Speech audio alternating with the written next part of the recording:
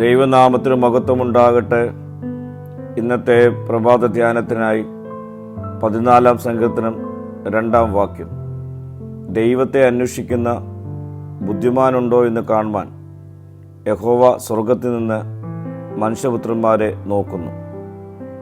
സർവജ്ഞാനിയായ ദൈവം മഹോന്നതങ്ങളിൽ നിന്ന് അല്പജ്ഞാനിയായ മനുഷ്യൻ്റെ പ്രവൃത്തികളെ നോക്കുന്നു എന്നാണ് സങ്കീർത്തനക്കാരൻ ഓർമ്മിപ്പിക്കുന്നത്.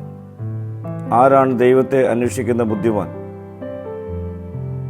മനുഷ്യവർഗത്തിന്മേൽ സർവ അധികാരം ഉള്ളവനാണ് ദൈവം.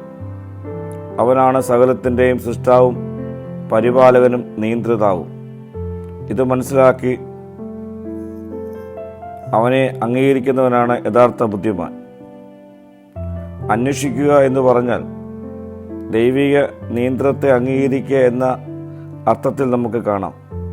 ദൈവത്തെ ആരാധിക്കുന്ന, ദൈവത്തിൽ അഭയം കണ്ടെത്തുന്ന, പൂർണ്ണമായി അവനിൽ വിശ്വസിക്കുന്ന ഏവനും ദൈവത്തെ അന്വേഷിക്കുന്നവരുടെ പട്ടികയിൽ ഉൾപ്പെടും. പ്രിയ സ്നേഹിതരെ, ദൈവത്തെ അന്വേഷിക്കുന്ന ബുദ്ധിമാനാണോ ഞാനും നിങ്ങളും?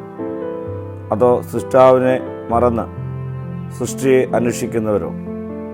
ദിനംപ്രതി നമ്മെ നോക്കുന്ന, നമ്മുടെ പ്രവൃത്തി കാണുന്ന, നമ്മെ പരിപാലിക്കുന്ന ദൈവത്തെ അന്വേഷിക്കുന്നവരായി, ദിനംപ്രതി അവനോട് ചേർന്ന് നിൽക്കുന്നവരായി ഈ നാളുകൾ നമുക്ക് രൂപപ്പെടാം. പ്രാർത്ഥിക്കാം. കർത്താവേ, ദിനംപ്രതി നിന്നെ അന്വേഷിക്കുവാനുള്ള കൃപ എനിക്ക് നൽകണമേ.